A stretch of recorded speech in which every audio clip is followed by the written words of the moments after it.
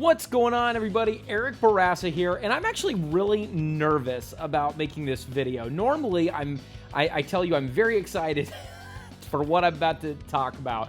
But I've been debating making this video for like 4 months, ever since this Reddit post. They were wondering if they should just give up entirely on guitar and stop fooling themselves into thinking that they're going to become good. And I basically shared that, hey, in my 2 decades plus of teaching, I've kind of found that the thing that separates people who are successful at guitar from those that are not, and really kind of anything in life, it has to do with, number one, just putting in the time. Number two, putting in the time correctly. And number three, setting unrealistic expectations. So often people go into music and learning guitar, and they have unrealistic expectations. They don't realize just how much work it's really going to require.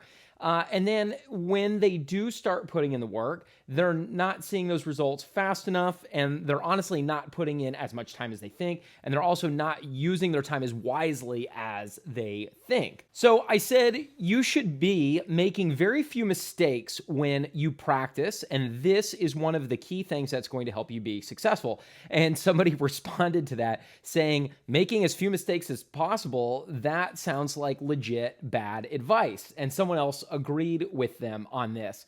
And I was perplexed by this idea. How could giving the advice of making as few mistakes as possible be bad advice? Now, I will give this disclaimer. When it comes to like creativity and songwriting, if you're making something up on the fly, then you want to experiment. You want to make mistakes when you're being creative. That's different. When you are learning the fundamentals and you're practicing technique and you're learning songs, and you're not necessarily engaged in those creative parts of music making, then yeah, you should be making very few mistakes. So to back me up on this, there was a study conducted at UT Austin, that's the University of Texas, in Austin, where they were studying piano players and what the top practicers were doing differently than others. And if you want the whole article, email me, eric@unlimitedguitar.com. I will send it to you.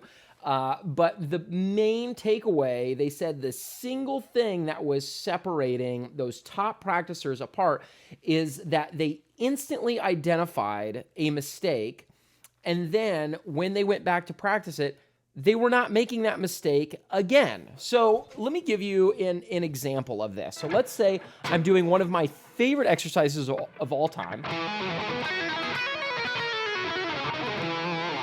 That's an arpeggio exercise that Greg Howe showed me over a decade ago, and I still use it to this day. And so, like, let's say I'm making a mistake on that note. And let's say I'm going, and I'm just not getting it. Well, if I keep playing it over and over like this,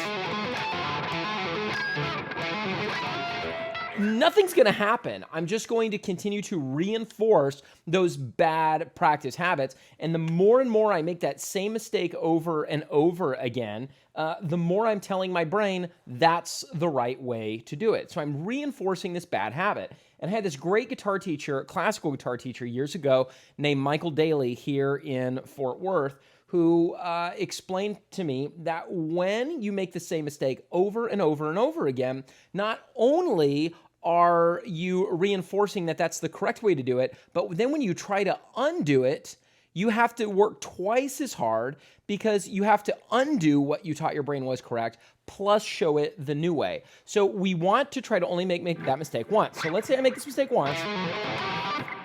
Oh, that was awful. So now there are 3 things that you want to do to eliminate these mistakes. Number one is slow down. And that's one of the things the top practicers were doing differently.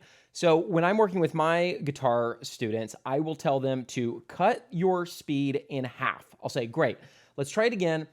Go half the speed. And you know what happens? About 8 out of 10 times, they do it again at the exact same speed. They think they're slowing down, but they're not. So I would encourage you to use a metronome to guarantee that you are actually cutting your speed in half. So I'm going to try and go half speed. Let's say I made the same mistake again, which I just did. I'm going to now cut my speed in half again. So now I'm going, what is that, 25%? Good math there, Eric. I'm going 25% of the speed I was originally going.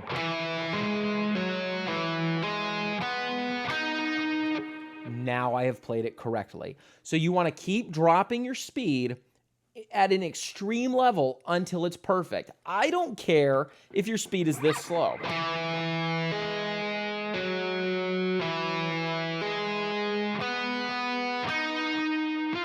Great. If that's as slow as you need to go, then fantastic. But we need to not repeat that mistake. In fact, check out this quote from George Bernard Shaw. Success does not consist in never making mistakes, but in never making the same one a second time. Okay, makes sense, right? Let's not repeat our mistakes. Once we have it at that slow speed, now here's the other mistake students make is they will start trying to speed it up too quickly. Once you get it at that slow tempo,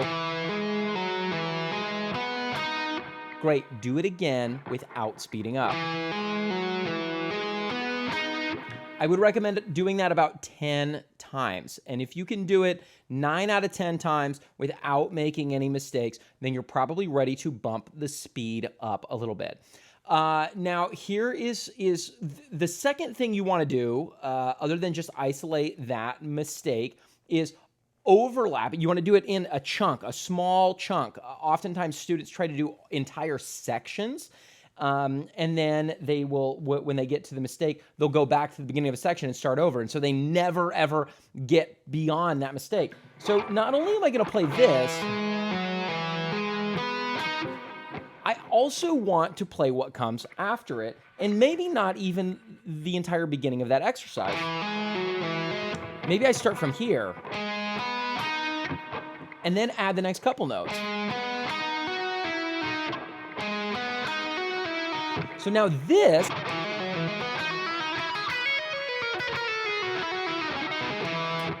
we broke it up and we didn't just do this, we actually did this. So we're not ending with the mistake note as the final note, we're actually going a few notes before and a few notes after and isolating that chunk that way. Once you have that down, this came to me from my great classical guitarist in college, Rob Lunn, who taught me you isolate and then you add a few notes on either side. And then once that's perfected, then go out again, bigger and bigger, bigger and bigger until then you have the entire section. And it's very clear that that mistake is never going to be a problem again.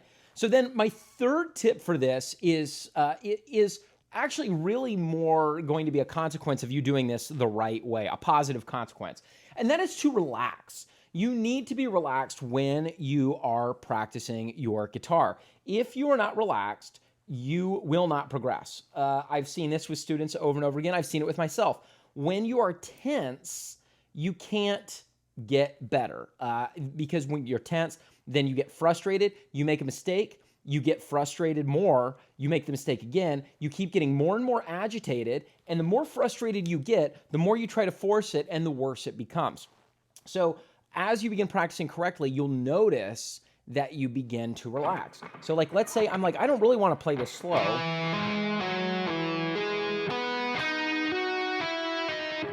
But all of a sudden, my blood pressure is starting to drop. I'm starting to chill out. I'm starting to relax. My mind is starting to ease into it, and I'm starting to enjoy the process.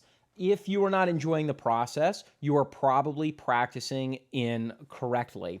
So I saw this with a student, one of my online students, just the other day. I watched him in a video he sent me. I always want my students to, whether I'm working with them in person or they're sending me a video of their playing, I want to see them do something not just once. I want to see them do it over and over again, many, many times, so I can see exactly how they're practicing. And what he was doing, it was not this idea, but let's say it was this same idea, and he was going like, ah.